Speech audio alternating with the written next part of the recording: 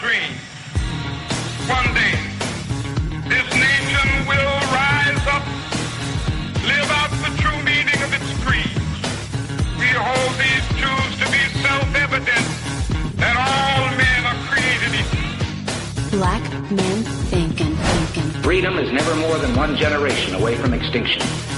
We didn't pass it on to our children in the bloodstream.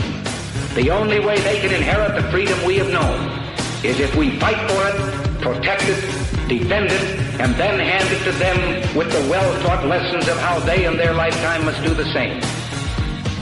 Black men thinking. Anytime you throw your weight behind a political party that controls 2/3 of the government, and that party can't keep the promise that it made to you during election time, and you are dumb enough to walk around continuing to identify yourself with that party, you're not only a chump, but you're a traitor to your race. Black men thinking. If we lose freedom here, there's no place to escape to. This is the last stand on earth. And this idea that government is beholden to the people, that it has no other source of power except the sovereign people, is still the newest and the most unique idea in all the long history of man's relation to man. Whether we believe in our capacity for self-government or whether we abandon the American Revolution and confess that a little intellectual elite in a far distant capital can plan our lives for us better than we can plan them ourselves. Black men thinking. In this present crisis, government is not the solution to our problem. Government is the problem. Black men Stanley thinking, Levy, Black Men Thinking, here on the dominant force in internet conservatism, TalkAmericaRadio.us. Also WDDQ, Talk 92.1 FM in Valdosta, Georgia. WJHC, Talk 107.5 North Florida Talk Radio. Freedom in America Radio.com. And WLBB News Talk AM 1330 in Carrollton, Georgia. Hope everyone had a wonderful Thanksgiving holiday. And we're going to start up with asking the question, how dumb are America's young people? Follow-up question obviously would be, why? Let's start with Mark Dice, who makes a living off of confronting people about their knowledge of this country, or rather the lack thereof.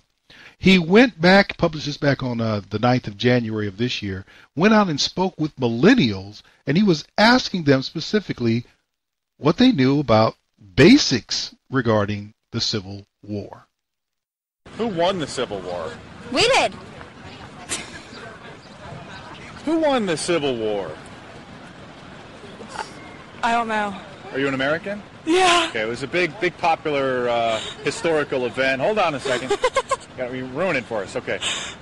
Civil War. Okay. Who won the Civil War? I have no idea. Are you an American? Yes, I am. Oh, you are. Okay. It was this big historical event that happened in America's history, and it was a big war. It started Veterans Day. Can you tell me anything about it? Can you give me a choice? It would be the South or the North? The North? You're just guessing? Yeah. You're not sure? I'm not sure. You're not sure. Okay, we gotta go. Thank you. She'll explain everything to you. God damn, I'm gonna be on some show and I'm gonna look like a f***ing idiot. Hey, watch your mouth. Oh, I'm sorry. I'm gonna look like a dummy. Pants. Who won the Civil War? I don't know. In America, the Civil War. I'm not sure. Are you an American? Yes. You are. Were you born here? Yeah, near LA. Yeah. That explains a lot. I don't know that. Who won the Civil War? America. I'll just wait here and maybe it'll come up and... I don't know that question. What is this for? Who won the Civil War? Come on. We're not going to do this right now. Who won the Civil War? The North. The Union, technically. Okay, not the Confederates, okay. Yeah. Which political party was fighting to support slavery during the Civil War? Republicans or Republicans. Republicans. Actually, it was the Democrats. How? Yeah. Abe Lincoln didn't... Abe Lincoln was a Republican. Yeah. Really? Yeah, it's contrary to popular belief. The liberal media has brainwashed so many people that have lost touch with history and reality. Wow. I feel like I missed that in history class. Yeah, your liberal professors probably just wanted to sweep that one under the rug. All right. So we're just out here exposing reality. Who won the Civil War? Oh, I'm not sure. Are you an American? Oh, the Norse, right? I'm Canadian, but... Oh, you are? Yes. Oh, okay. Well, hey, at least he knows. Canadians know. Our neighbors to the north, a little bit more informed than many Americans. Yeah. That's a difficult one to swallow. You are an American born here, having gone through U.S. public education, and you don't know who won the Civil War. Or if you do think you know who won the Civil War, you can't remember which political party was on which side. You don't know that Abraham Lincoln was not a Democrat. Really? What is the basis for this abject stupidity? And that's the only way to call it. I mean, you could call it, if you wanted to be gentler and more kind, you could simply call it ignorance. Well, the only way you get ignorant, you start ignorant. Everybody is born ignorant. Ignorance is something you overcome because someone makes the effort to give you new knowledge. And then they ask you to utilize that knowledge in such a way that it becomes embedded. Obviously, nobody did that with these young people with respect to something as pivotal in American history as the Civil War. Another young lady went out in 2013 to try to explain what she called college stupidity. Why was this that you'd have people in millennial range or other ranges, young people going through college, and not know these basic things? Now, don't get me wrong. If you're just being taught American history when you get to college, there's been a whole nother failure. But this is specifically dealing with quote-unquote college stupidity. Here's what she found. We're going to go to a few, actually, 3 different universities here, and talk to some college kids and see if they're really as dumb as everyone thinks. Alright, Can you use the word innate in a sentence? I really hope Rose from the Golden Girls never becomes innate. Alright, awesome. Using it in my own sentence. Probably not so much. Manpower Group's 2012 Talent Shortage Survey shows that about half of U.S. employers are experiencing difficulty filling crucial positions. 40% of them say that a major reason is that candidates lack essential skills. How do you spell conjunction of you are? Like your, you know? Y-O-U-R-A-R-E. What is a median, mathematically speaking? A median is your average, right? The average GPA of a college student in the U.S. is above a 3.0. But with professors being promoted based on student satisfaction ratings alone, and students giving high ratings to professors who are easily accessible and provide opportunities for easy class success, it's no wonder our students aren't being truly challenged or pushed to learn even the most basic information. If I was a professor, I'd make my class as easy as possible. Yeah. And the students would rate me high, and I'd get promoted. The 2010 Department of Education's National Assessment of Adult Literacy shows college graduates' literacy has declined markedly over the past 10 years. Exactly. So what you learn is that the way you get promoted as a college professor is to have your students like you. What does that do to the upward pressure on grades given out? Because I guarantee you, students that you fail are less likely to rate you highly if it's a matter of how much they enjoy your class. The lower the grade, the lower the rating. Therefore, the higher the grade, the higher the rating. So therefore, we're giving grades away not for the benefit of the students or their education or their learning, but we're giving grades away because that's the way teachers stay employed, professors stay employed, and increase their paycheck. Wow. 3.0 GPA, and you don't know when the Civil War was fought. You don't know who won it. You don't know anything about American history. You don't know anything about American government, but you're a U.S. citizen born and raised here, and you're going to college here in a U.S. school, and you are still ignorant.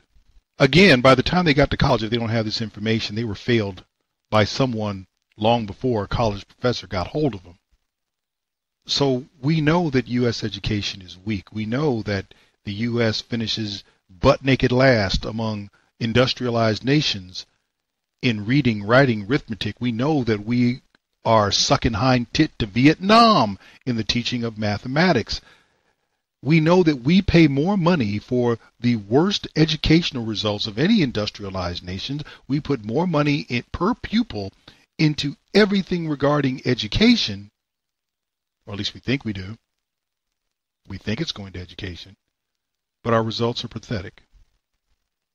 Now, Richard Fowler, a committed liberal, progressive, whatever you want to call him, just somewhere to the left of Mao Zedong, has his own formula for fixing the problems with educational performance in these United States. This is from November of 2015, and here's what he had to say. The NAEP scores are out, which is the National Assessment for Educational Progress. It's basically the nation's report card. It examines 4th graders and 8th graders throughout the country to assess how they're doing. And America, they're not good. There was a decrease, a decline in math and reading in this year's what they call NAEP scores. Now, a lot of people will say, oh, well, this means things aren't working. And you're right. Things aren't working. Austerity budgets aren't working. Pitting teacher against student and teacher against parent isn't working. The strategies of privatizing, let's just privatize, that ain't working. Charter schools ain't working. Here's what needs to happen. That's what needs to happen. It's pretty simple. We need to make sure that every child in this country, whether you live in Selma, Alabama, or New York City, whether you live in Miami, Florida, or San Francisco, California, Portland, Oregon, or Portland, Maine, every child needs to have a safe, high-quality, welcoming neighborhood public schools with teachers that are well-resourced and well-supported to teach them, where there's the joy and learning of teaching is brought back into the classroom, and not, America, what we've seen, which is this ideal that we can test and test and test our kids to death. Because testing does not work. And I'm telling you from somebody who was the beginning of the testing era. I went to high school and middle school in Florida under Jeb Bush as governor, where they decided the best idea in the world was to test us to hell. I'm telling you something I know. And what happened as they begin to test us, and teachers and schools became evaluated by a test, field trips just started disappearing. Then it was, we're not going to teach you how to write like real essays. We're going to teach you how to write essays for the test. We're going to teach you how to write for short response and long response. Then it became lessons on how to bubble in. Then it became lessons on how to do FCAT math. Not about how to balance a checkbook. Not about how to do percents. It was how you're going to do FCAT math and read FCAT word problems. Because that, America, is what's going to make our kids ready and viable for the 21st century economy. Long response and short response. That lies the problem, America. This is the problem. This is what we're up against. We're up against this idea that we can test and sanction our kids to the top, and we can't. We've got to teach them to the top. And that means we need to treat teachers how we treat Wall Street CEOs, right, with respect and dignity, and give them the pay they deserve and say, listen, we're going to help you figure this out. We're going to help you figure this out. We're going to help you make sure that our kids learn, dream, and achieve those dreams each and every day. Just that simple. Yeah, it's just that simple. Spend money you don't have. Let's talk about treating teachers like CEOs. You're never going to pay teachers CEO money. They don't deserve it. The function that they serve is never warranted that. But more to the point, let me get this straight. Teach them with respect. Treat them with respect and all this. Let me talk to you. If you're going to compare that to a CEO, you are evaluated as a CEO every 90 days on earnings per share. If earnings per share does not exceed what was done at the same period of time last year, or does not exceed expectations that you have put forward for that period, then you will not be CEO at that time. You want to treat teachers like CEOs? Then have them project how their students are going to do. It's no different than having to project how well a company is going to perform in an open market. Have them project what they think they're going to do, and then let's talk about rewarding them. And while you're talking about rewarding them, do not forget the following, which is that, my gosh, teacher pensions are eating away budgets. In California, according to the Washington Times, pensions will consume 28% of California school district budgets by 2023. That means more than 1/4 out of every dollar spent on education will never see the inside of a classroom. It's not even going to anyone who's working on a school campus. Pensions. Let's not talk about health care, which is consuming another big chunk. So while the money for your district budgets increases every year and pensions increase every year, which means you are paying an increasing amount of money for schooling that will never touch the children. You don't think there's a problem here, and you don't think this is by design. Who is it besides progressives, both in the education establishment and in the political realm, elected leaders, primarily Democrats, who are doing anything other than setting up this sweetheart deal that leaves your wallet empty, your children stupid? And if you don't know anything about America, you're not going to think well of her. You're not going to defend her. And that's what we have amongst our young people. And all the while, what you see are teachers, increasing numbers of teachers. No shortage of teachers out there, trust me. Everybody that they can get on a roll as either a full-time teacher or a substitute, guarantee that unions are getting them on. But the reason your children are failing is because you've allowed progressivism to hijack the system, to tell you nice little fluffy things like we need low student-to-teacher ratios, which simply means more teachers and more money that you have to spend. We need to have safer environments, and we need to treat teachers with respect, which means more money you have to spend that you don't have. And at no point in time is there anything like holding teachers accountable as you would a CEO for results, but you want them to have the same respect as CEOs, and some would like to see them have the same pay. Horse hockey. Don't tell me that you're doing a great job as a teacher and then I can play a Jay Leno tape, a Jimmy Fallon tape, a Mark Dice tape of these same children that you taught a few years back, and they couldn't even find their behind if they used both hands. Your children are idiots because you're paying for education that is really nothing other than a thinly veiled funds transfer from your wallet to union coffers. If you don't want to stop it, then you're going to continue to have idiot children, and those idiot children are going to have a harder and harder time justifying being an American, defending America, which means the nation is going to have a hard time sustaining itself. And if you think this was not part of a plan, because this has been going on for decades and decades, then you're not as bright as you think you are. Stanley Levy, Black Man Thinking. We'll be back right after this.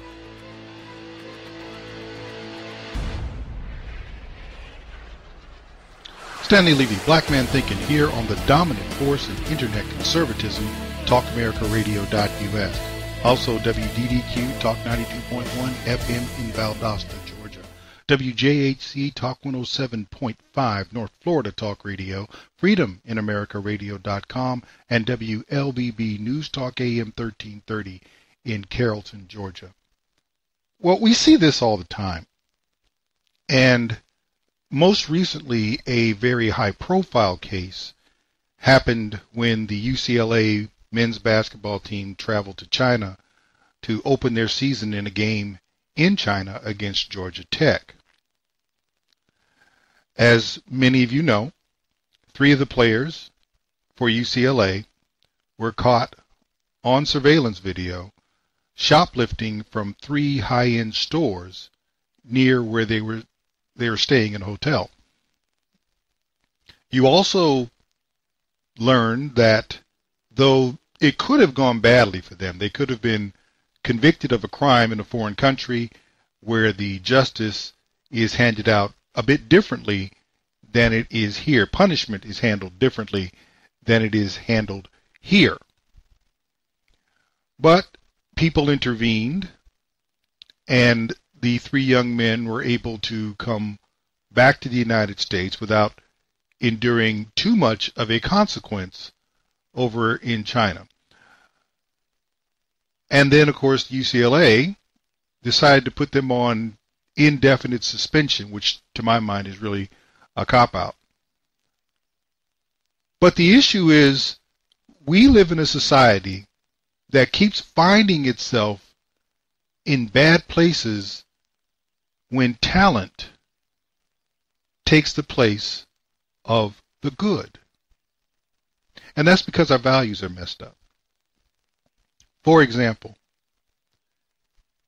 you have 3 young men who display the amazingly bad character. Let's make sure we're clear here. This is not a mistake. Going into 3 stores and stealing is not a mistake. It's a demonstration of who you are.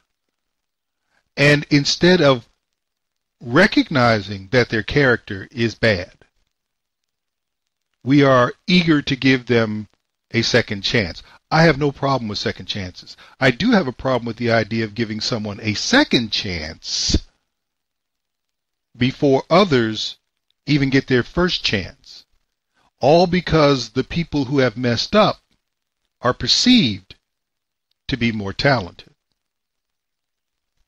I'm going to give you something from a gentleman named Travis Lathrop, and he's going to give his perspective on why talent is less important than character.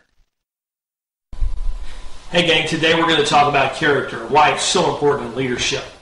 It just seems like every day whether we see CNN or ESPN, we're always finding a headline of another famous athlete or actor or politician that's made a dumb decision and ruined their lives. And yet sometimes we wonder, how could that happen? And I say easily. Because what we've done is we've elevated that person and evaluated them based on one single trait, talent. And in corporations, we do the same thing. We always want to attract the most talented people. In sports as well, it's the same thing. We want to recruit the most talented athletes. And while that's always good, it's also important that we develop the muscles of character, because if not, we're going to look a lot like those folks in that Skittles commercial during the Super Bowl where they all have one big arm and the rest of the body is normal. It just looks weird. But when you think about it, that's really what we're doing when we only evaluate talent. The other thing that's scary with talent is sometimes talent will take you to levels where if your character's not there, won't keep you.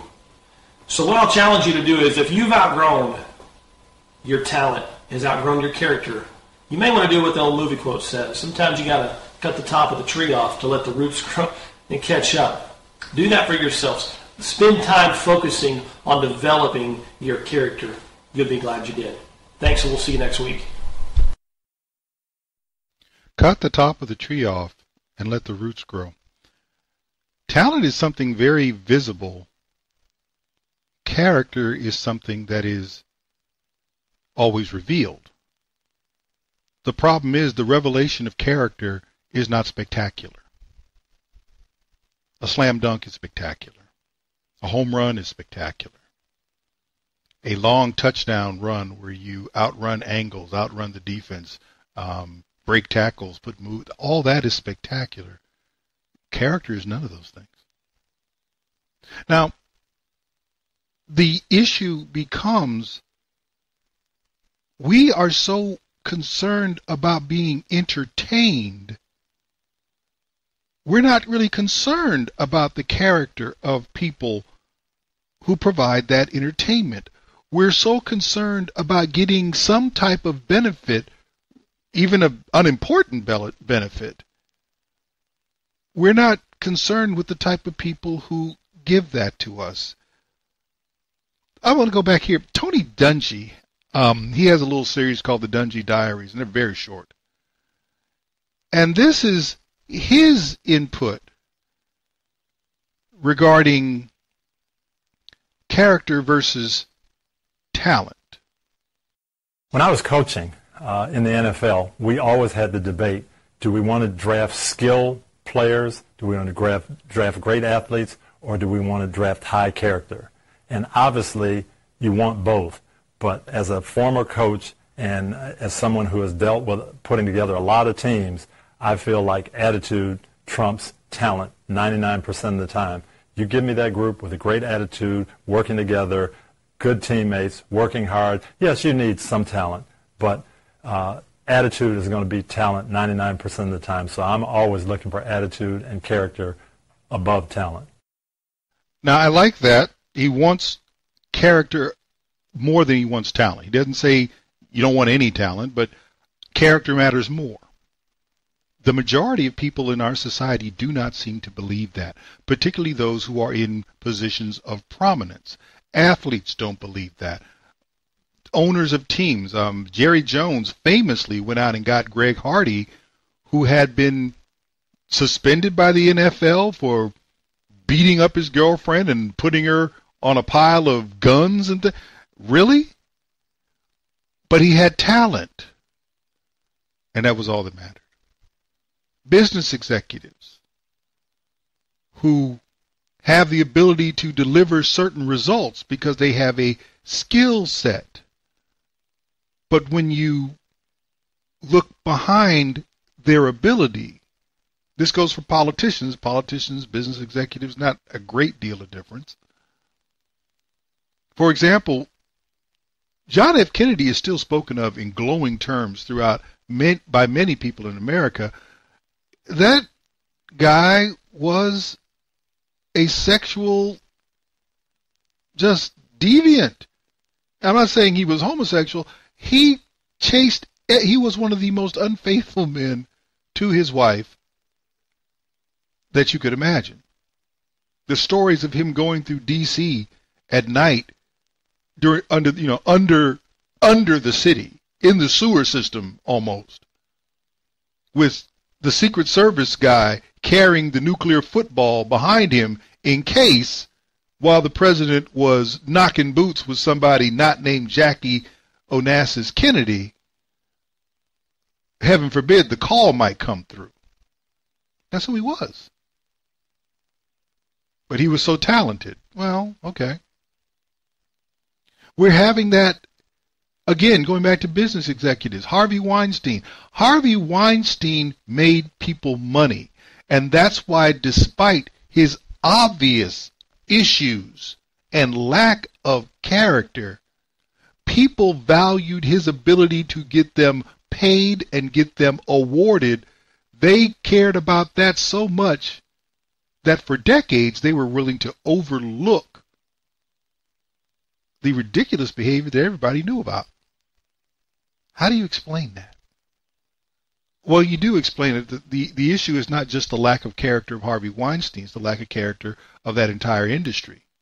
The lack of character of all the people who are criticizing Harvey Weinstein now, their character is no better because they knew of these things, and instead of forcing that to be dealt with, bringing that to a head, they've decided to overlook it, but now they want to pile on, which is disingenuous.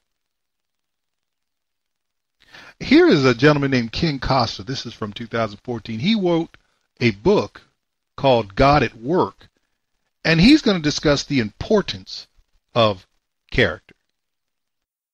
Well, it is absolutely essential for the workplace that we have people of sustained character.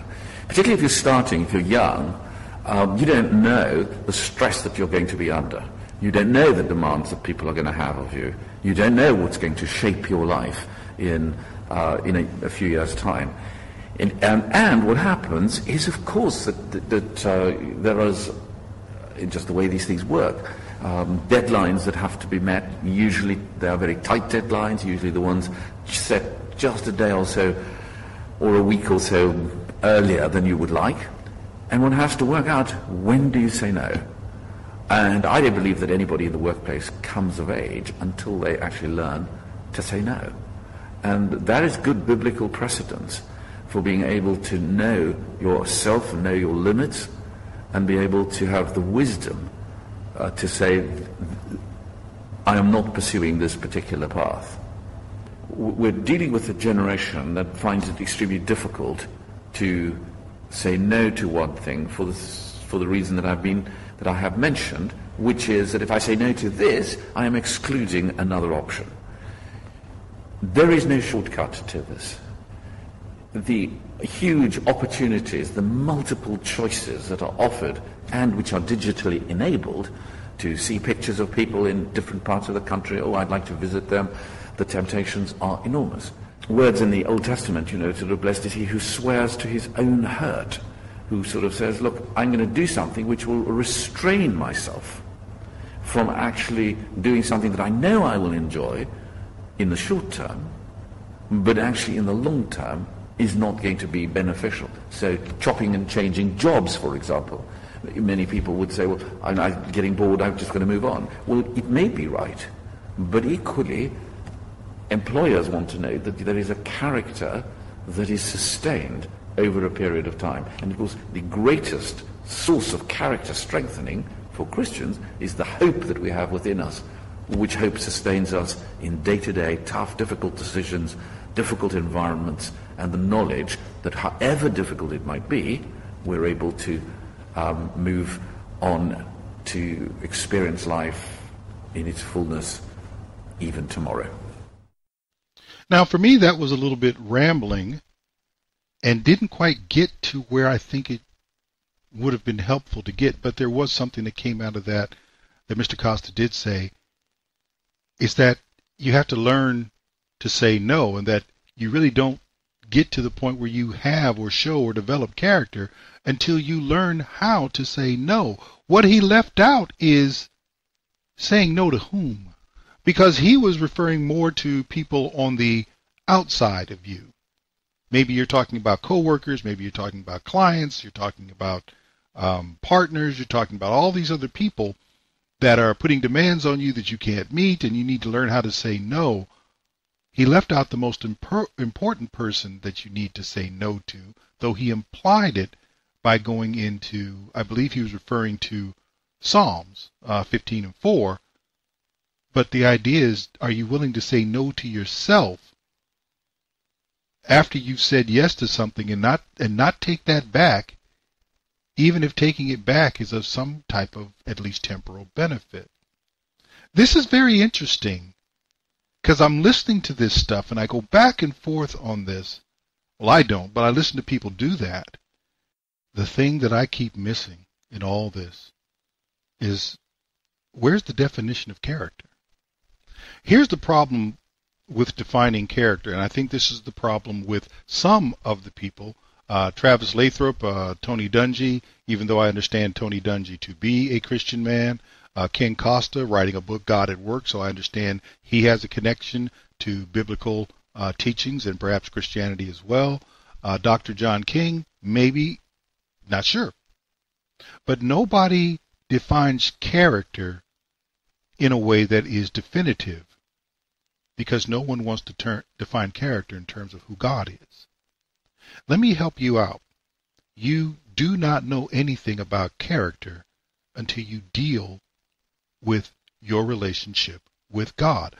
Doesn't matter whether or not it doesn't matter if you're Christian or not. That's irrelevant.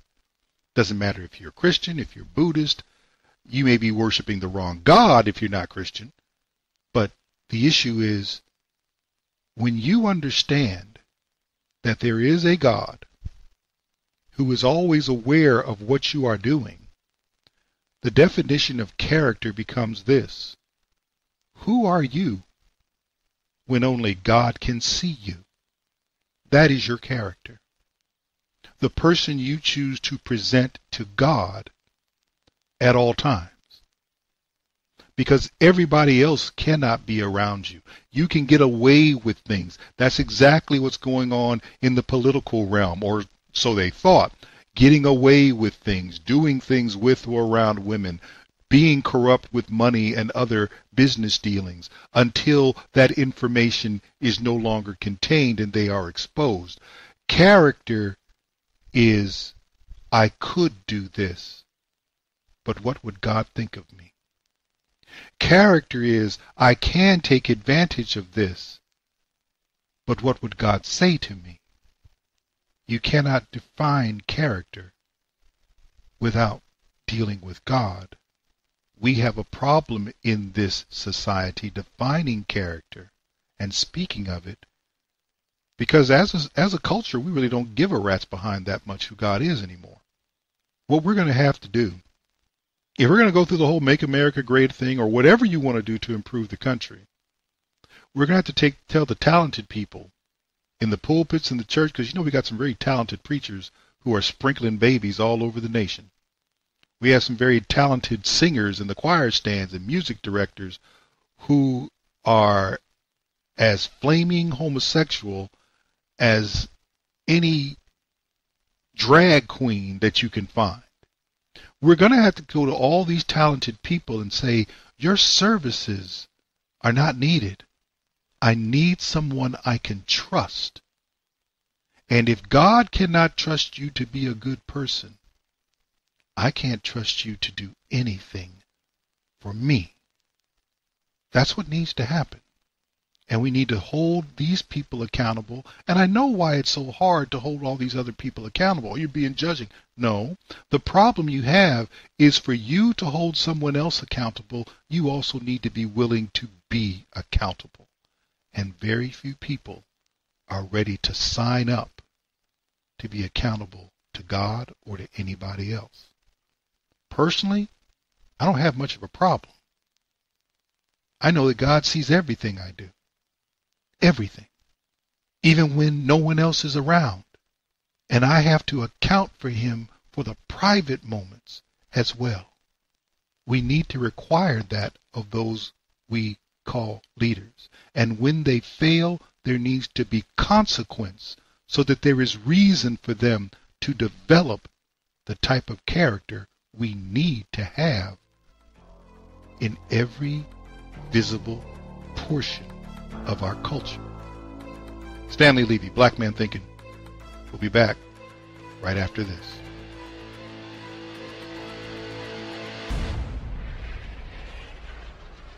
Stanley Levy, Black Man Thinking, here on the dominant force, Internet Conservatism, TalkAmericaRadio.us, also WDDQ, Talk 92.1 FM in Valdosta, Georgia, WJHC, Talk 107.5 North Florida Talk Radio, FreedomInAmericaRadio.com, and WLBB News Talk AM 1330 in Carrollton, Georgia.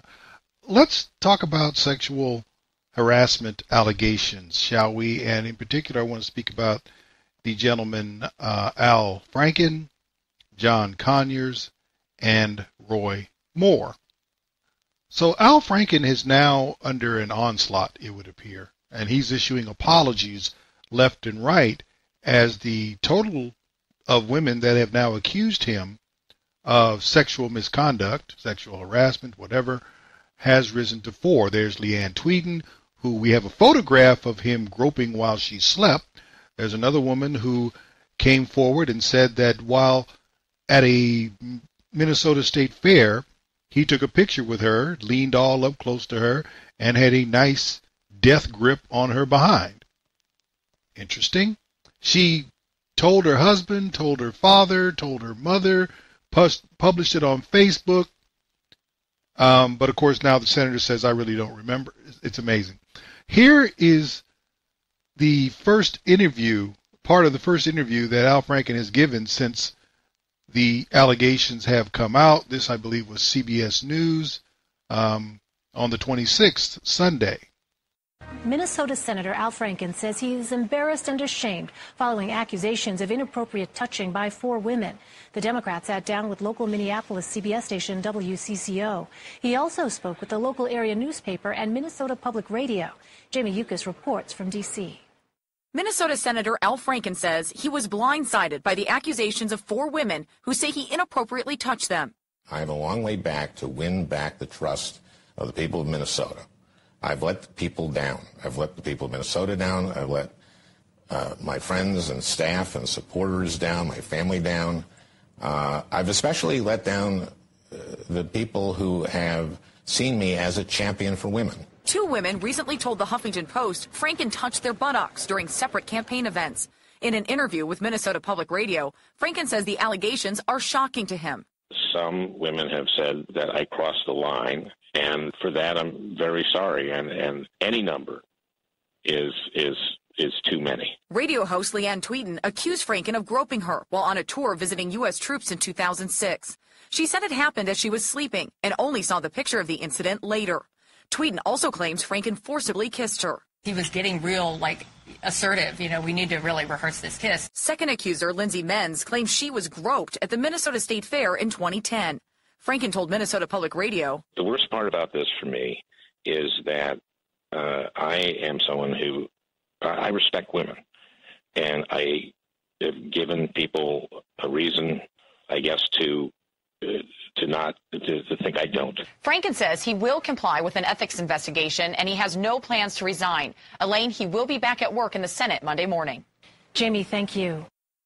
Let's not forget that when Leanne Tweeden came out and gave a extended interview on air on CNN, Al Franken copped to what she said he did. It's amazing now that as the number reached 4, that now he's a little fuzzy on the details, because there is, without doubt, there are more women out there. If you understand who Al Franken is, you're probably surprised that the number has not already reached double digits. Nevertheless, he's not the only one now.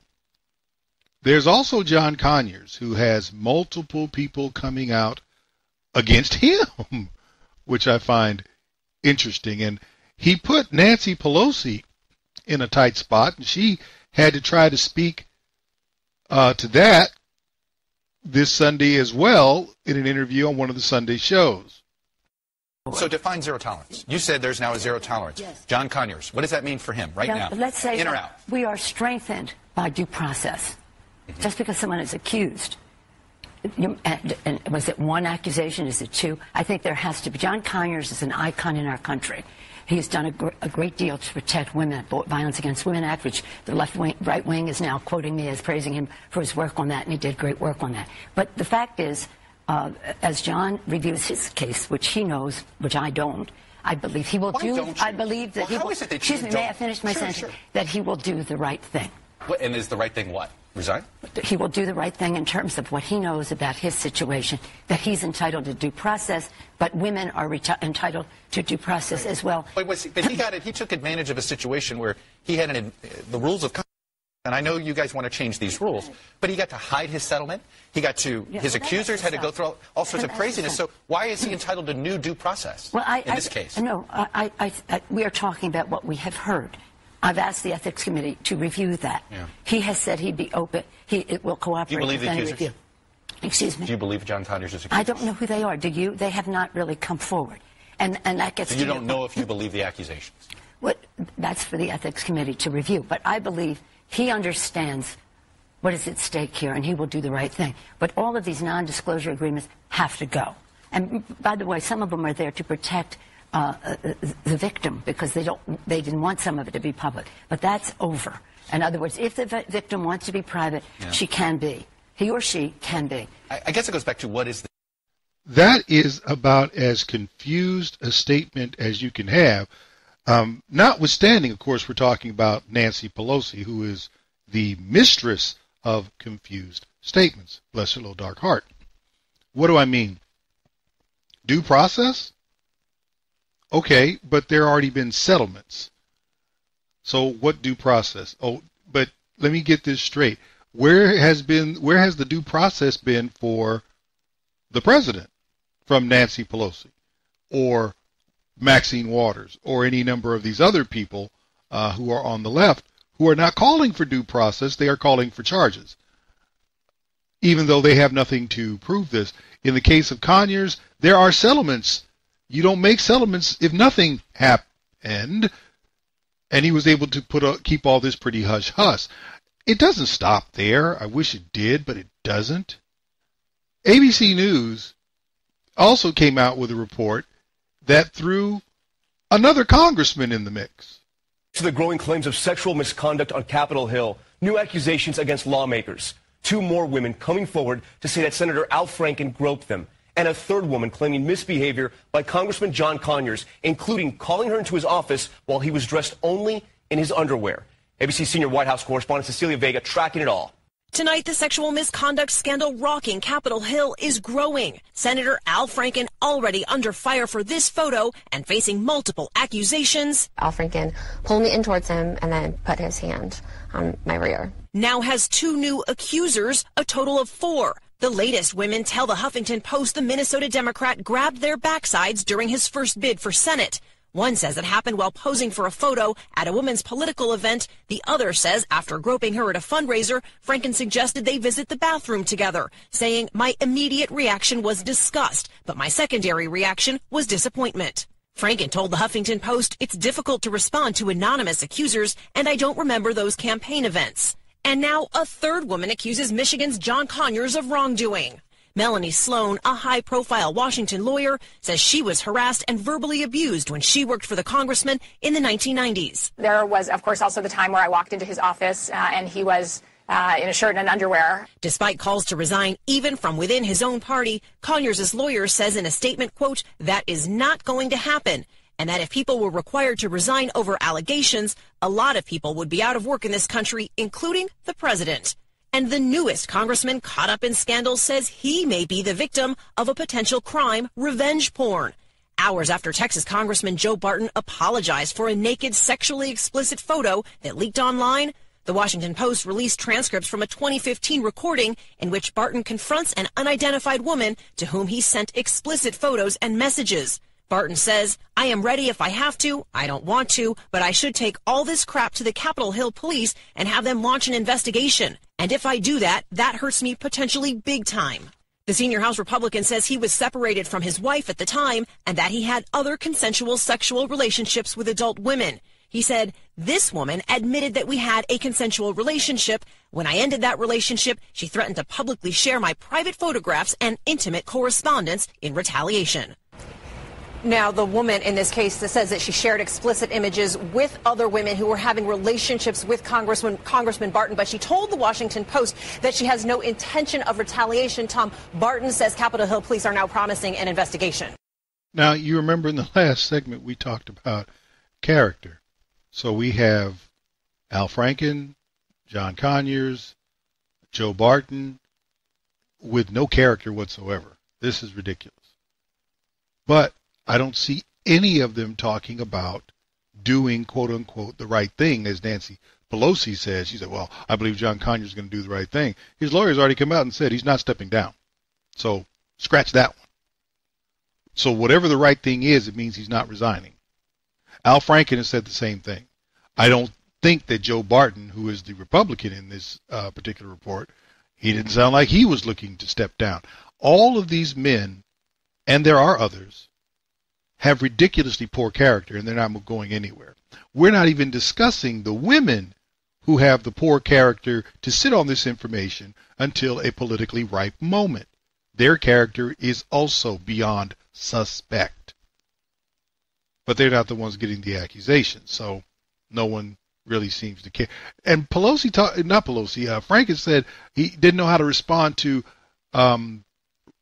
anonymous accusations.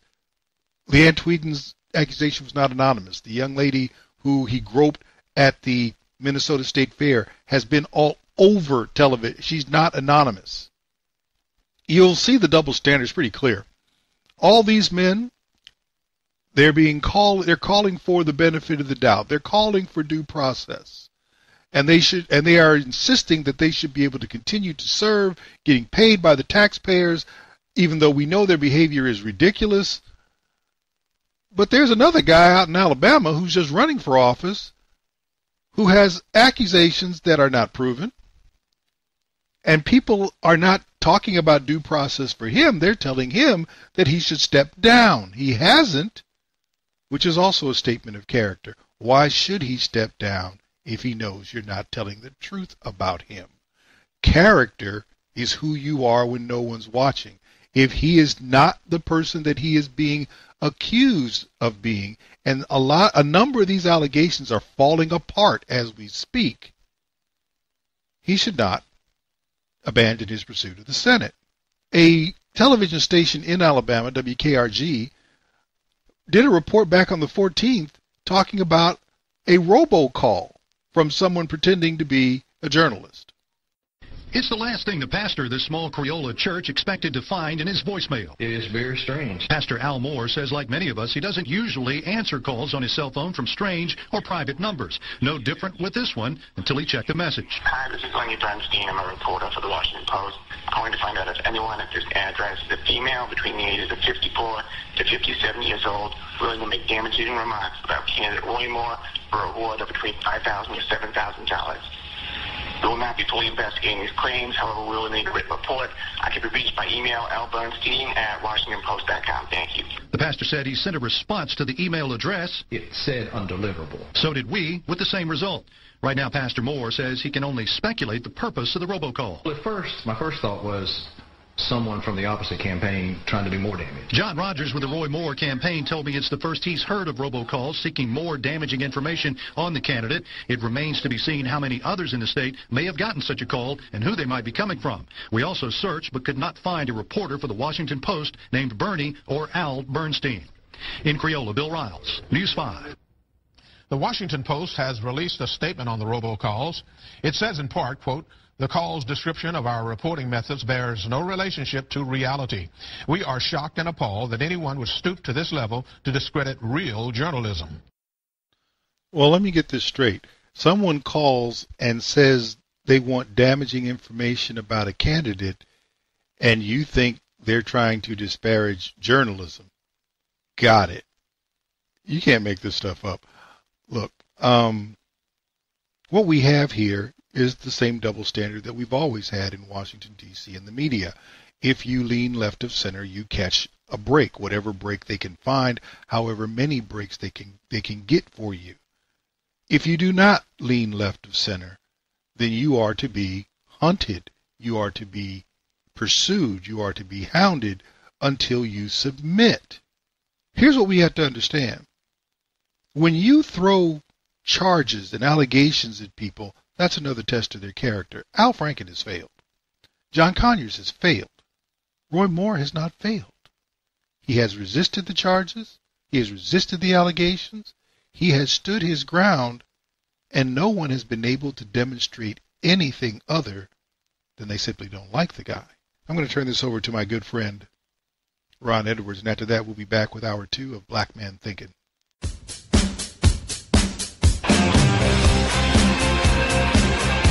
While growing up in Cleveland, my dad often instilled in me the benefits of maintaining a grateful heart. Hello, I'm Ron Edwards on today's page from the Edwards Notebook. Because of Dad's teachings, including to be grateful every day I get up, it is not difficult for me to also be grateful for living in a rather fantastic republic. In fact, we all have that choice to either be grateful or to choose to be bitter and mean. As an American who happens to be brown-skinned, I can honestly say that there are many things to be grateful for, including my family, and that is why I find it reprehensible that former NBA player and current big mouth LeVar Ball chose not to be thankful that President Trump took the time to convince the dictator of China to release Ball's son and two others who allegedly stole designer sunglasses. They were facing over 10 years in a tough Chinese prison.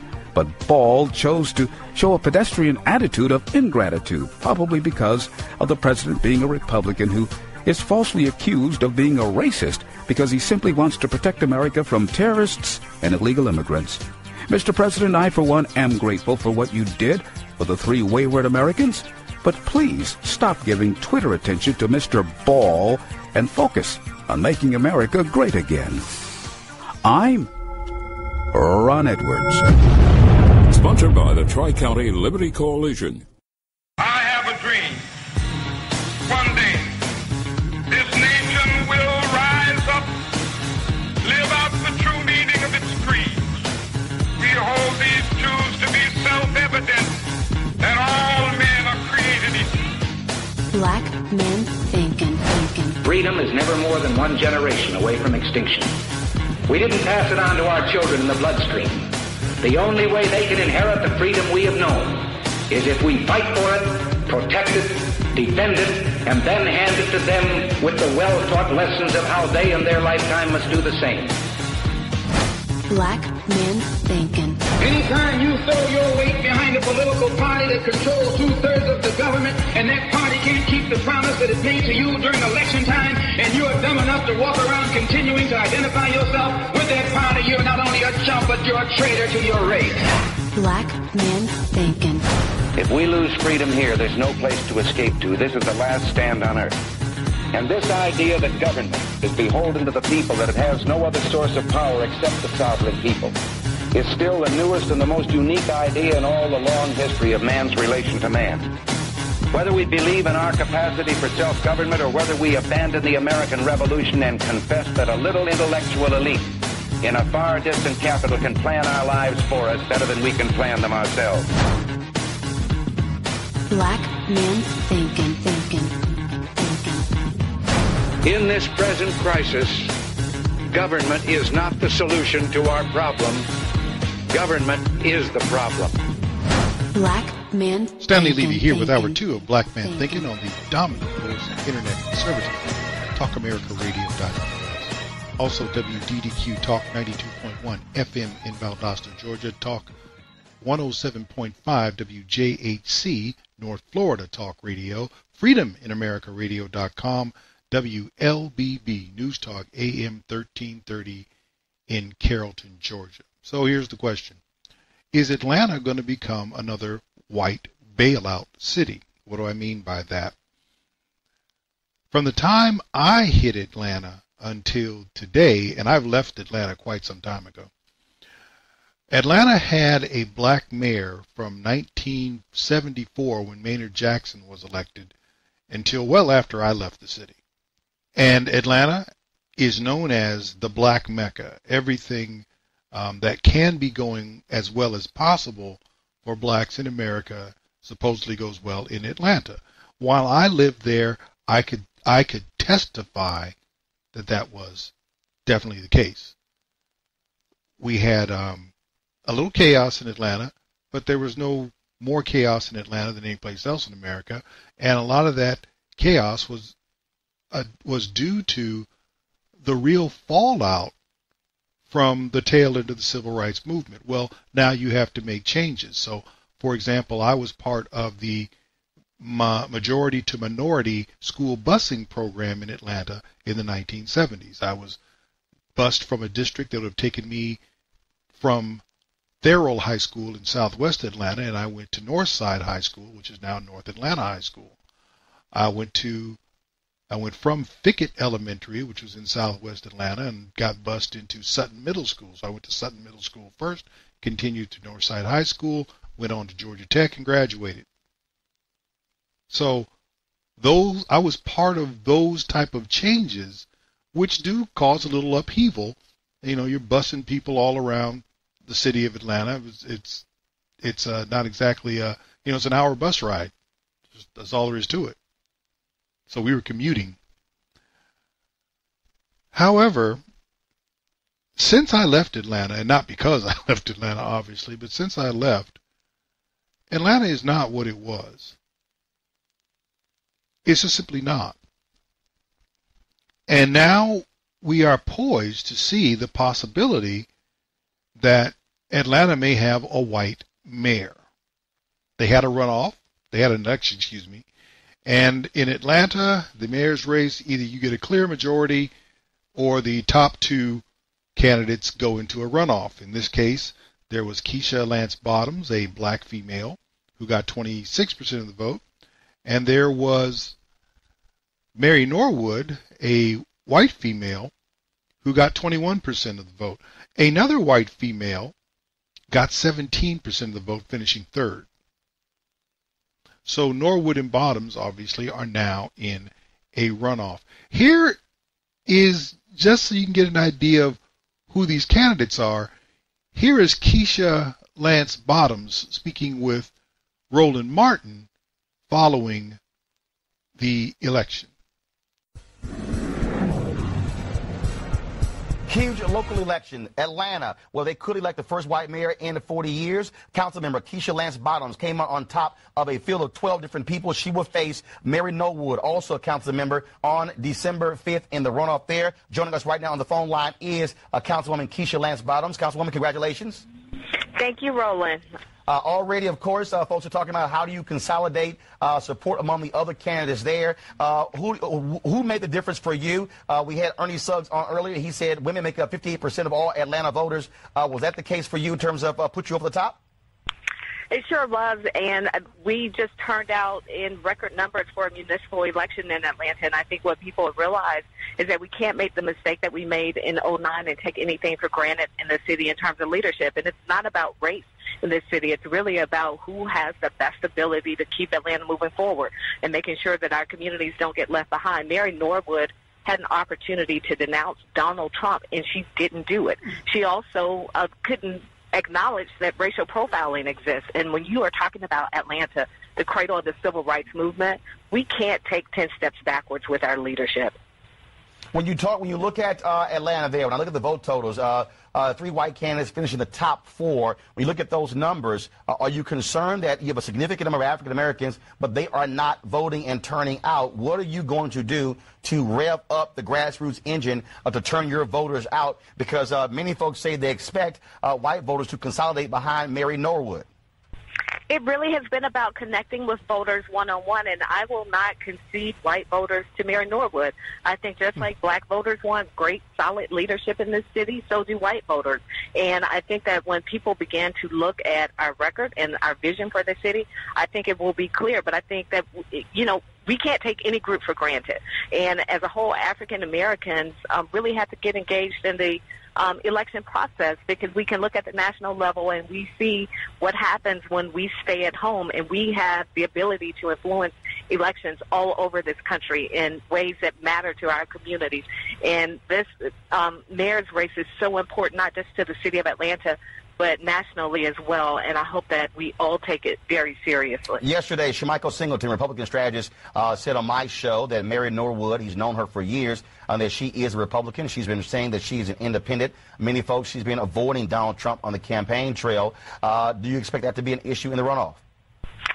Mary Norwood has voted for Republican candidates that we know of at least 10 times, and so for her not to claim to be a Republican is disingenuous.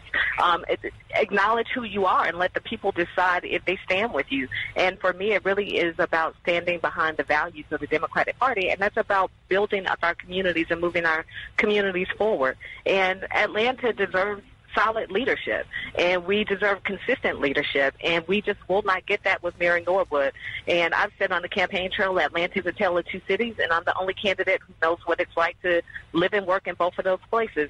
And so we have to have a mayor who understands every corner and every aspect of this city, from our underserved communities to our boardrooms. And I'm that candidate, and I trust that across this city, when people start to look at my campaign and my candidacy, they'll see that I'm the best person to work with to make sure that we're doing what we need to do on behalf of the people of Atlanta. All right, then, Councilwoman Keisha Lance Bottoms, we will have you back on before the runoff as well. Hopefully, Mary Norwood will also accept our invitation to come on. Thanks a bunch, and congratulations.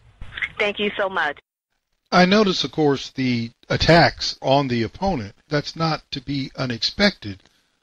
I find it interesting that you would go after someone for not being a Democrat and that they voted for someone who was not a Democrat. So what you're trying to say is that only a Democrat can be mayor of Atlanta.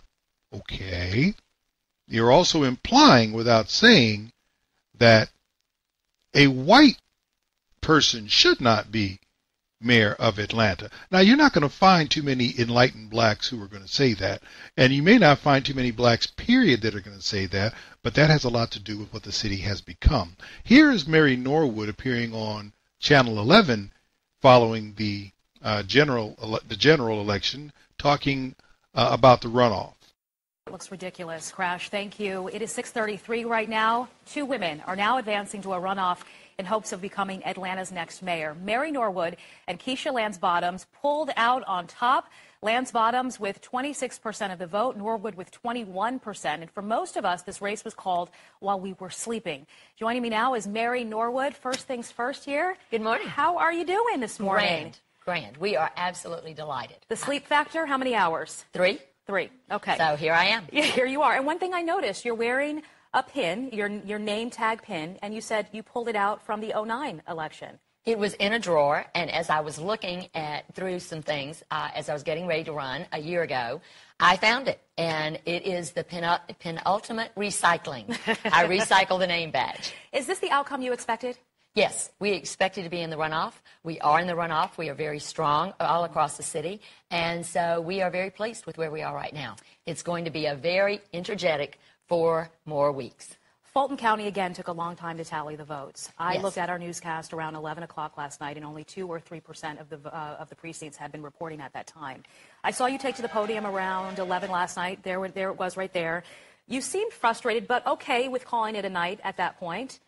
What would you say about how long it has been taking to get these votes tallied in Fulton County? Well, you know, I served on the Board of Elections back in 2012-13, so I am pleased that they were careful about reporting because we saw some interesting things that happened late at night in 2009. Yeah. So I wanted to make sure that everything was reported out correctly.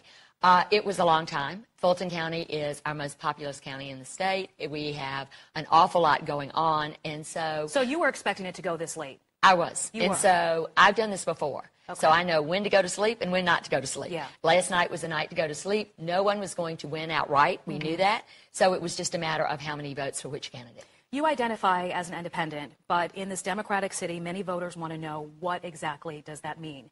Are there 2 policies, 2 Obama policies and 2 Trump policies that you can say that you support as an independent? I would say this, that I have never joined either political party.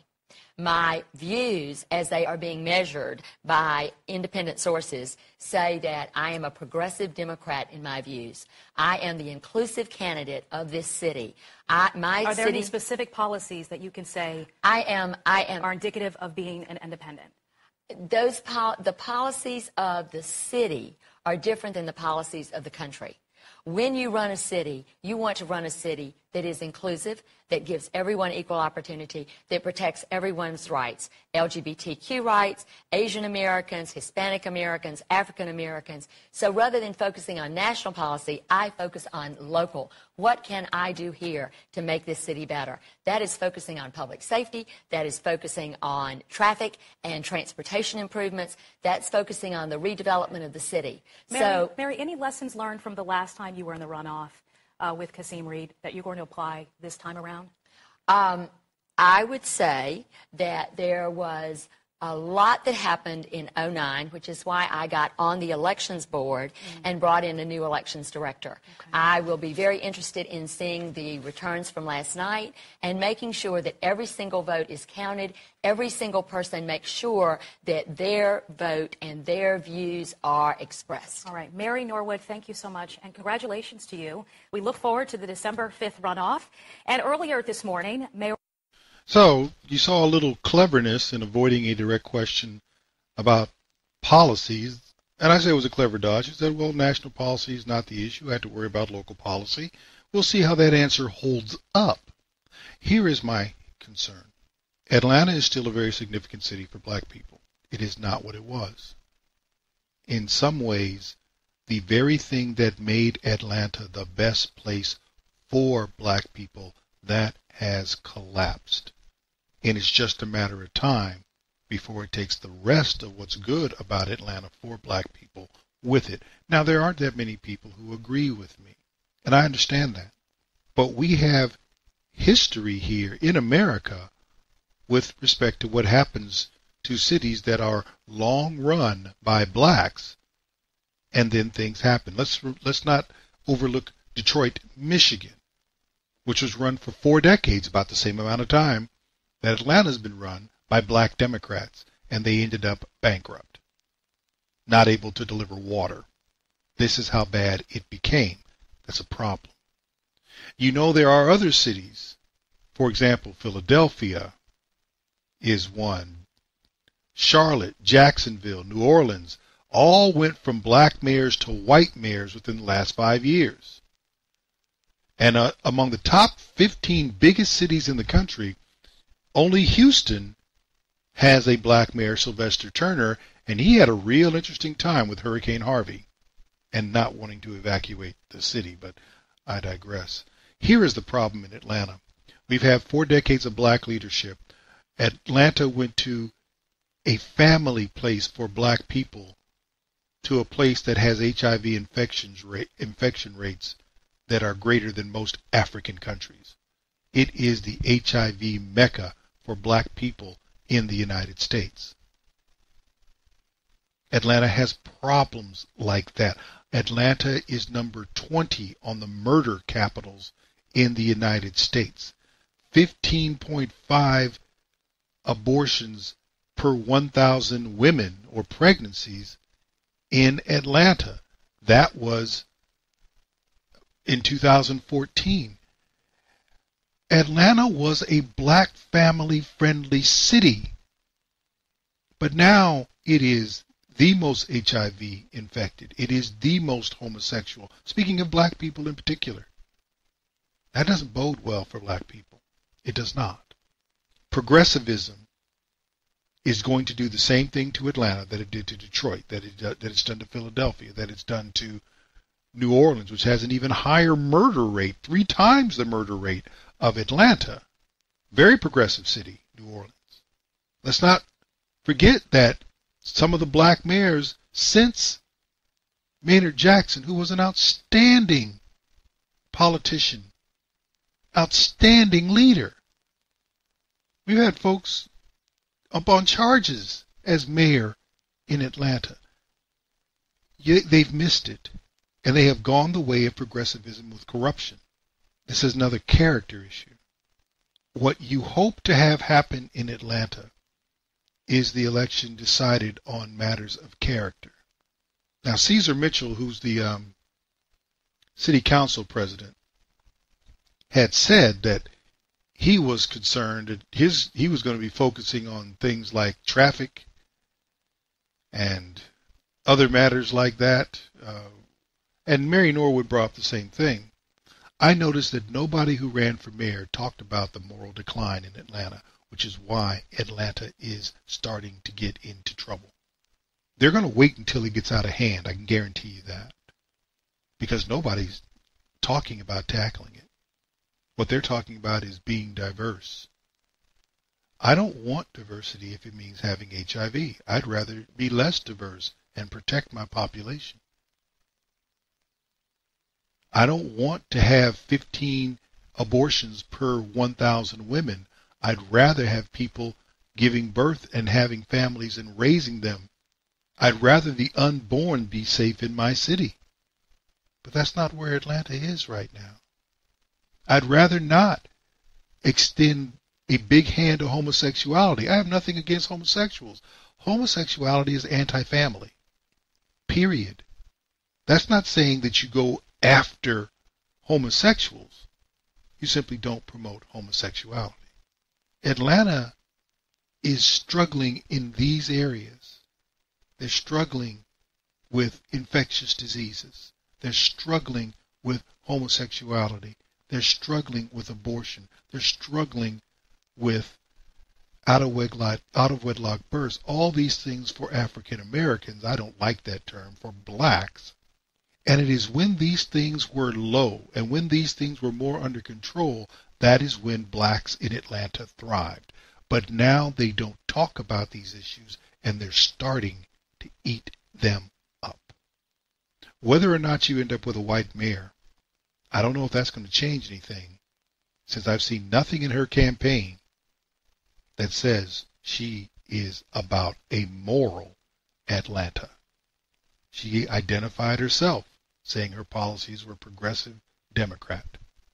That's already been the recipe for disaster for blacks in Atlanta, Chicago, Detroit, Baltimore, Milwaukee, you name it. It's not going to turn out differently in Atlanta. Good luck to Mary Norwood. Good luck to Keisha Bottoms. Pray for Atlanta. Stanley Levy, Black Man Thinking. We'll be back right after this.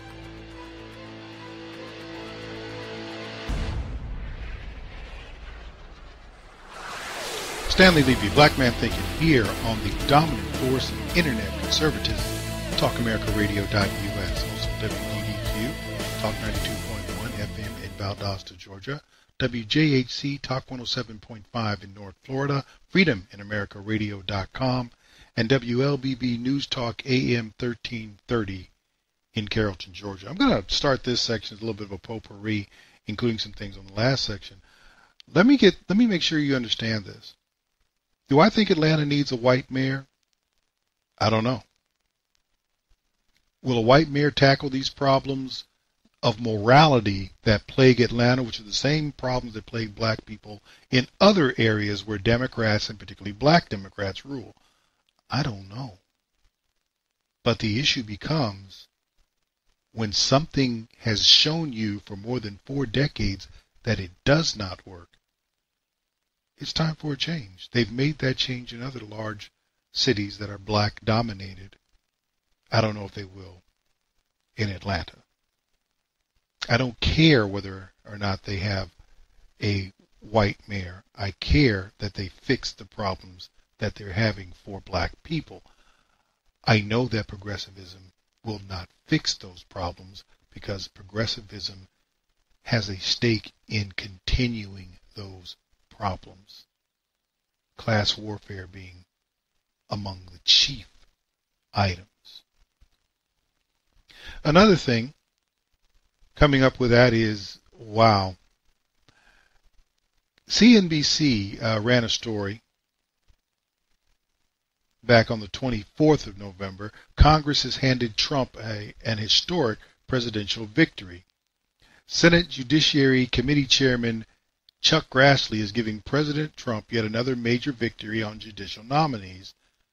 But none of this would have been possible without Harry Reid's decision to kill the filibuster. And the result is Trump will get to fill the most federal judiciary vacancies in 40 years. You have no idea how big that is.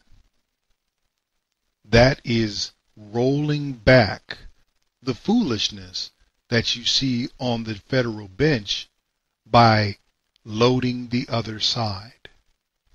And that, of course, sets things up long term because, remember, federal judges serve lifetime appointments. Once they're there, unless they die or retire, that's where they stay. Donald Trump, as not a progressive, for anyone who tries to tell me that Donald Trump is not a liberal, I'm going to laugh at you. But if you're going to try to tell me that Donald Trump is a progressive, then we're going to have a dispute there. Donald Trump is an American. And progressivism on the bench is not something that he seems to favor. Otherwise, there's no sense in appointing people like Gorsuch or Barrett to the Supreme Court and the federal bench. And now you're going to see more people of that mold. What does that mean? The progressive agenda is going to have less support in federal court.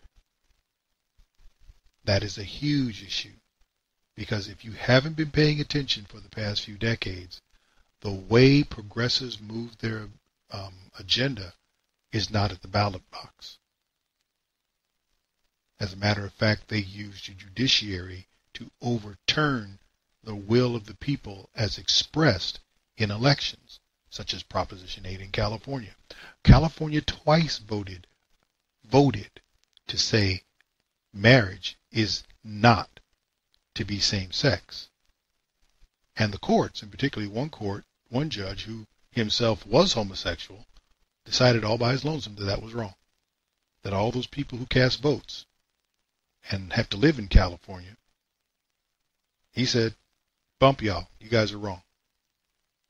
That's really not what America is about. The American people have the right to live their lives being wrong, as long as it's their decision. But let's move on to this other thing. You want to live a long time? And I know most people do.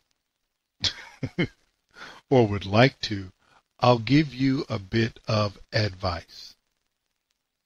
Stay out of cities where Democrats and progressives hold political power.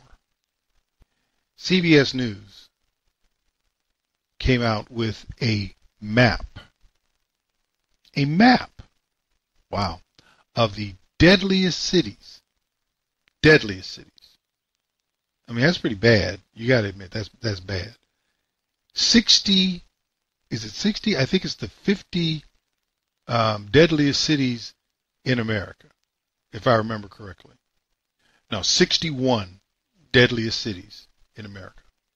Number 1 is St. Louis, Missouri, for those who are fans or not fans of of Chicago being a murder capital, which it is. Chicago's not that. Not this time. It's St. Louis. What you have to look out for is this. I'm going to give you the top murder capitals in the U.S. Stop me when you find one that is run by a Republican. And that's all you really need to know. Here's number 1, St. Louis, Missouri. The murder rate there is 29.1 murders per 100,000 people. And they had 92 murders there in St. Louis in the first half of 2017. Number 2, Baltimore, Maryland. The place where the mayor said we need to give them space to destroy.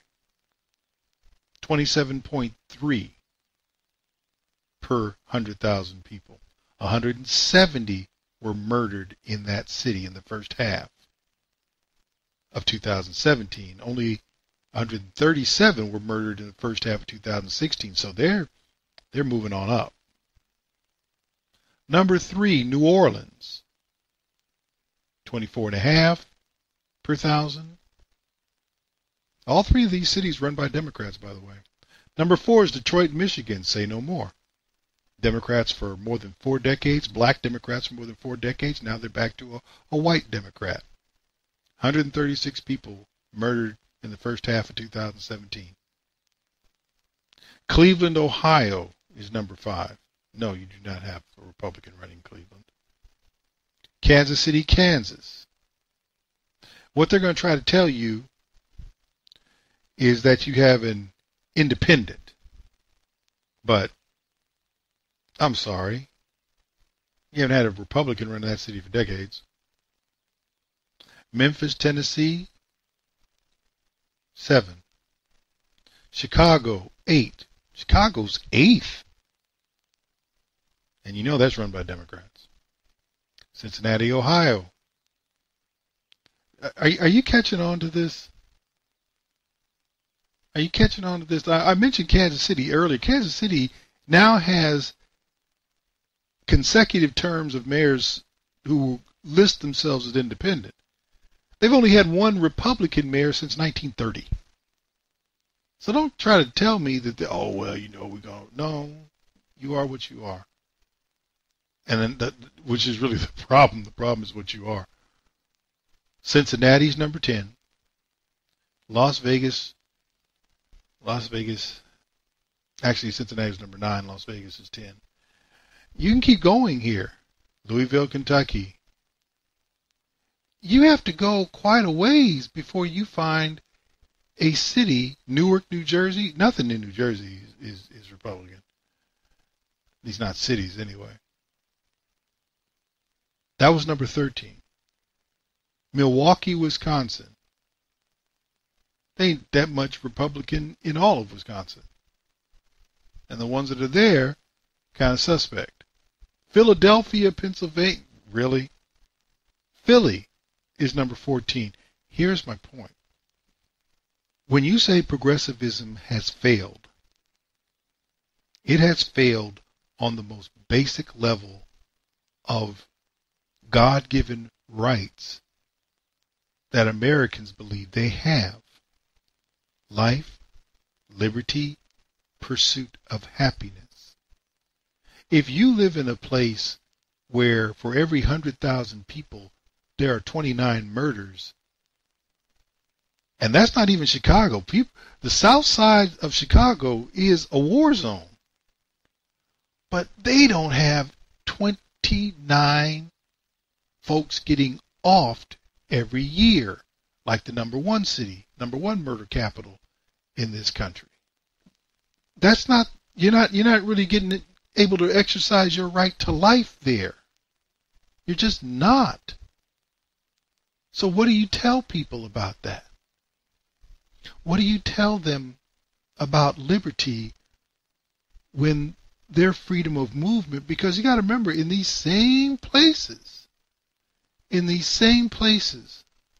where you're told by Democrats that we're going to keep you safe, you're not allowed to exercise your Second Amendment rights. You don't get to have a gun in a number of these places. You have to be a criminal to have a gun because you're breaking the law if you have it. The pursuit of happiness, when you are basically counting it a blessing just to survive the day, I don't know that you're going to really pursue that much quote-unquote happiness. There's a failure out there of progressive policies. You don't see this with Republicans when Republicans run cities. You just don't see it. Even New York, when it was run by Rudy Giuliani, they brought the murder rate down. A lot of people didn't like how they did it, but you know what? It's better to be alive and able to complain than to give your silent assent by being a corpse. What is my point here? You can't let progressives run cities. They kill people. They kill them on the street, and we know their policy is to kill them in the womb. You cannot let progressives run cities. They kill people. If you want to give yourself the best opportunity to have longevity, don't live there. Don't live in any of the cities that I mentioned. Find someplace else to be. And Atlanta, by the way, was number 20. And DeKalb County in Georgia, which is right next door to Fulton County, where most of Atlanta is, it's rough over there too. You cannot, if you want America to live up to its promise, allow high murder rates to prevail where you live. That is a political issue. Public safety is a political issue. You have to basically say we're not worried about diversity. We're not worried about LGBT. We're not worried about white, black. We're worried about folks not getting killed. Whatever we need to do to stop that, let's do that and work out the other things once we have brought our murder rates down. That's all I'm looking for people to do personally. But if you're going to be supporting progressives, you're supporting high death rates. That's what they have. Stanley Levy, Black Man Thinking. We'll be back right after this.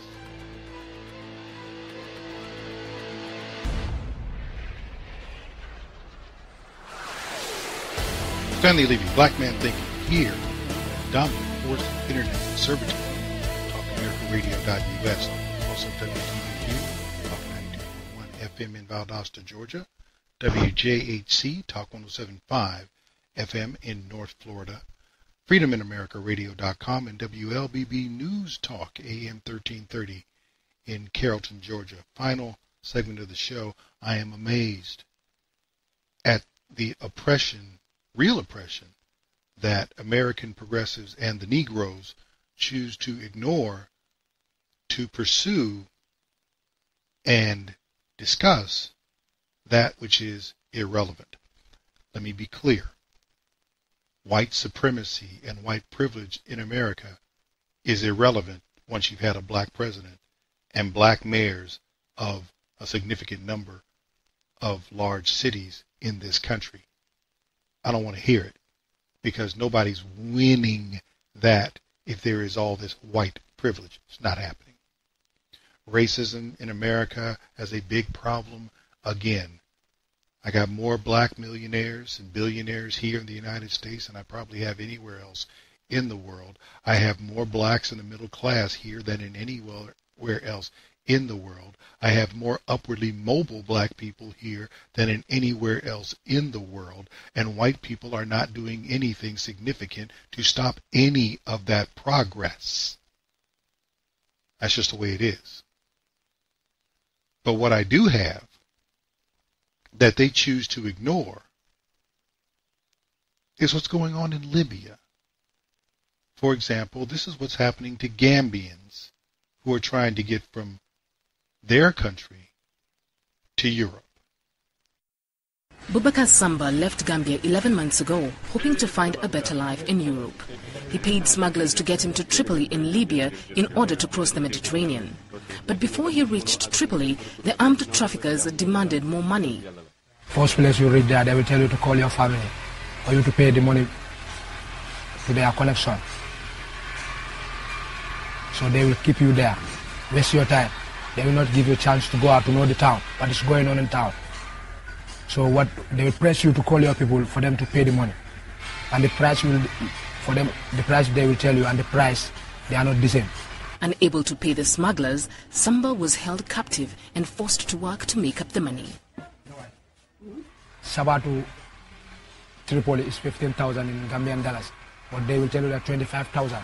Thanks to an operation by the International Organization for Migration, Samba and another 168 Gambians are safely back home.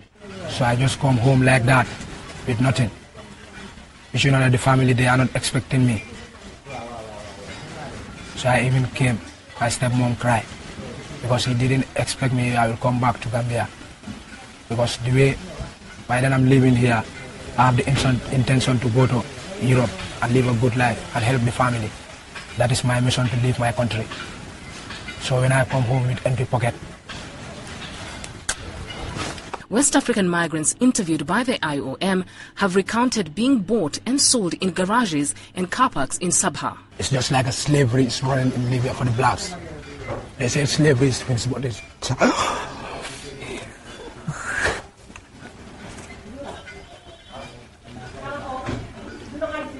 Slavery is existing in Libya every day and night. They sell people just like the way they sell goats and rams. They will price you are sitting. You cannot do nothing there. The IOM says migrants are sold for between $200 and $500, and some are held captive for 2 to 3 months. Berry Loro for CGTN. Now, he got off easy, because that sounds much more like just simple kidnapping. Kidnapping, holds you for ransom, get the money, send you back where you came from. Destroyed his life plans and sent him back where he had to start from with fewer resources than he began. And in the meantime, they took his time.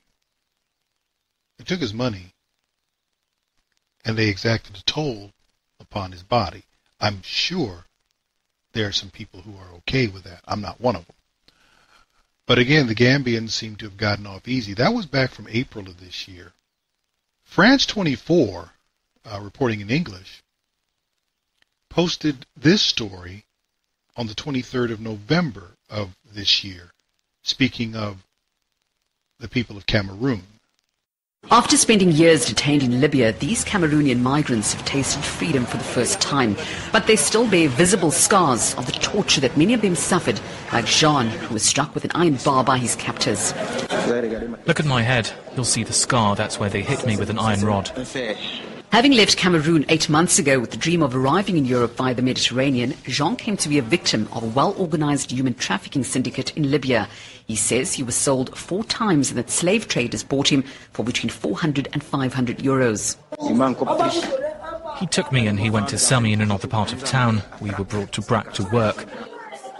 We were slaves to a whole neighborhood. They didn't ask us whether we were hungry or thirsty. They didn't ask us anything. When we would remove weeds in peanut fields, we worked without getting up. 2 people died right in front of me. The captors would hit someone, the person would cry out, and then they would die. These terrible living conditions convinced Jean and 249 other Cameroonian migrants to leave Libya. They returned to Yaoundé on Tuesday night by a special flight chartered by the government and the International Organization for Migration. After touching down, they are still haunted by the nightmare of having lost everything in Libya. This father is relieved to return to Cameroon with his family after having paid a $6,000 ransom. Other migrants have not been so lucky and are still being held hostage in detention centres. We have brothers who are still imprisoned over there. When they kidnap you, they beat you and torture you. If we hadn't given them money, they would have cut us up and left us in the desert. This migrant is one of more than 100 women who was captured pregnant. She was saved after her family paid a ransom. According to her, captors are more violent with the darker-skinned migrants. Black skin is a commodity in Libya. We're sold at cheap prices like chickens. I was sold, and I was still pregnant at the time. I was sold for around 1 million CFA francs. If I'd given birth in prison, I would have been sold for 1.5 million. Hundreds of Cameroonians are still in Libya, and according to the UN, nearly 390,000 migrants from 40 different countries remain trapped there. 190,000 migrants from 40 plus different countries. All of them being held as slaves or treated as slaves, involved in a slave trade in Libya. Wow. I don't recall when all the folks in the NFL were taking a knee for the oppressed peoples. I didn't recall them doing this and remembering any of these people. And this slave trade has been going on for quite a while. It's been going on since not long after Barack Hussein Obama and Hillary Rodham Clinton arranged for the death of Muammar Gaddafi, who, for all his problems, and I'm not going to say he didn't have them, he kept Islamic extremism at bay in Libya, and he had a vision, flawed as it may have been, of uniting Africa, and there were no slave markets in Libya while he lived. It's gotten so bad that Watch It News filed this report back on the 22nd indicating how this has moved all the way to the UN. France has requested an urgent meeting of the UN Security Council to discuss the treatment of migrants in Libya after footage surfaced of a human auction in the country. French President Emmanuel Macron has called the sale of migrants at slave auctions a crime against humanity and said they would press for sanctions if Libya's justice systems fail to act. Libyan authorities have said they launched a formal investigation into the human slave auctions. News of auctions have sparked protests in Paris outside the Libyan embassy. An emergency meeting of the Security Council of the UN has been requested by one of its charter members. Has anybody told you about this? Where is the Root.com, the Grio, Atlanta Black Star, all the other so-called black media, most of it probably owned by white liberals? Where are they when real black people, African people, folks who are not this mongrelized group that we are here in the States, but real black people are still being used as slaves by Muslims? So miss me with all your crap about Islam, because that's who's doing the slave trade, as they have been doing pretty much unabated for at least 5 centuries. Because the North African slave trade was going on well before there was ever a North Atlantic slave trade. And at least as far as Libya is concerned, there was one man with all his flaws who had kept it out of that country, and Barack Hussein Obama killed him and then walked away and left these wonderful people. Because you have to remember, he illegally bombed Libya back in 2011 to aid the Muslim Brotherhood and the allied Islamist groups in their bid for power in Libya. That regime change operation had been urged on by Hillary Clinton. And she Jeez. She had been encouraged by her associates to use it as a platform for her presidential run. But that Islamist takeover really didn't make for a good photo op. It really didn't.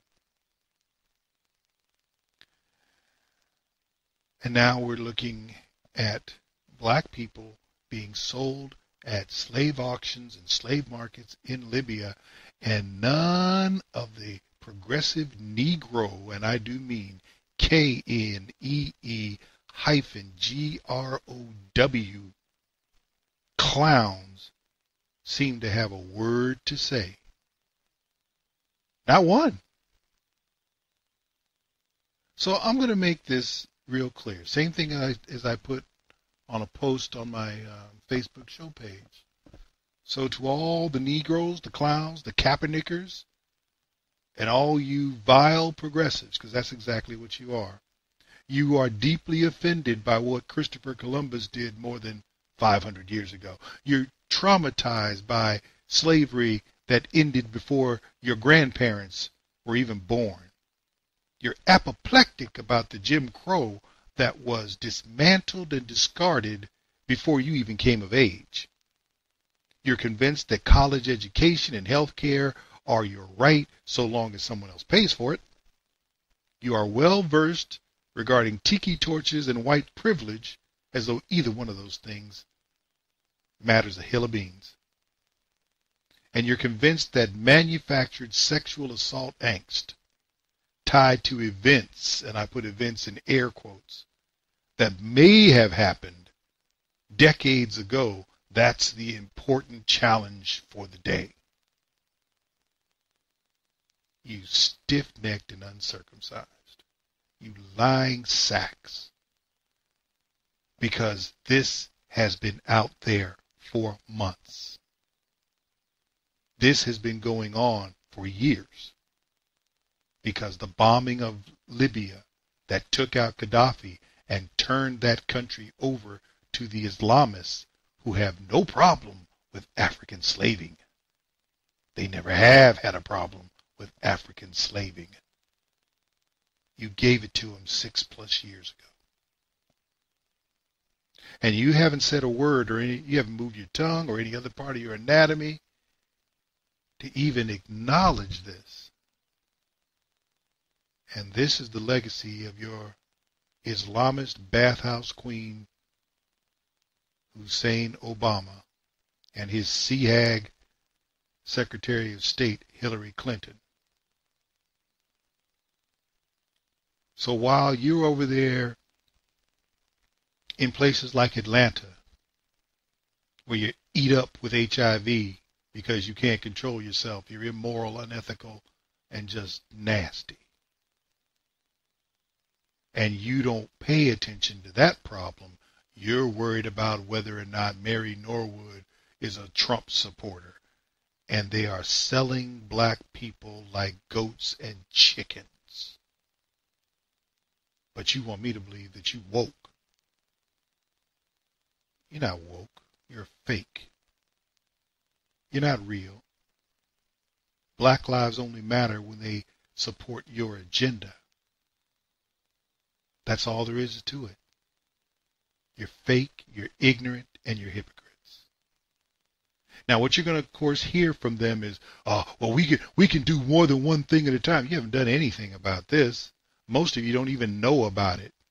And if you were told about it, you tried to find a way to blame somebody who was nowhere near the White House when this happened. Well, Trump, my left foot.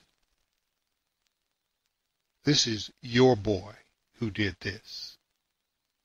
And you voted for him twice. And this was your girl, who was his Secretary of State, who lied about folks getting killed over there, 4 Americans, and helped to set this whole thing up. And you voted for her with your emotion, oh my God, with your morally crippled behind. At some point in time, I'm not exactly sure when that will be, the real black people that remain in America will find a way to put these punk behind, sorry, no family, no morality, no ethics, nothing but progressive Pavlovian canine mentality folks aside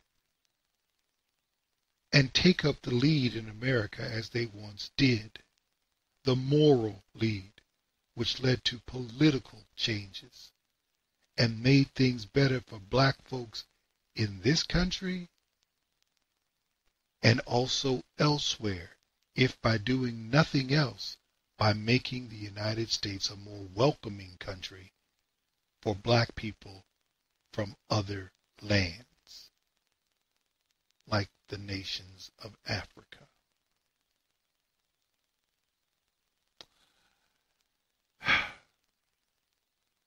This troubles me in ways I don't even know how to begin to talk about, because this is crazy what we have allowed to happen.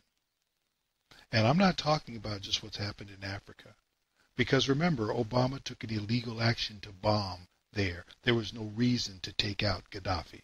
He made something up, and if you think he didn't know that this was going to happen, then you're saying he's stupid on top of everything else, and you know you believe he is the smartest man ever to be in the White House. Well, take that lie and either hang on to it and call him part of the slavery, part of the slave market, the founder of it, or acknowledge that he's the idiot that most of us already knew he was. He doesn't care about black folks. Not in this country or any other. That's the white in him. That's the racist in him. That's the Muslim in him. And I really don't care anymore. We have a problem. And that's our show. May God help us and keep. And until next week, if the Lord should allow, do take care. You've been listening to Black Man Thinking with your host, Stan Levy. Join Stan midnight to 2 a.m. That's late Monday night into early Tuesday morning. And find him on the web at Black Man Thinking without the G. That's blackmanthinking.com.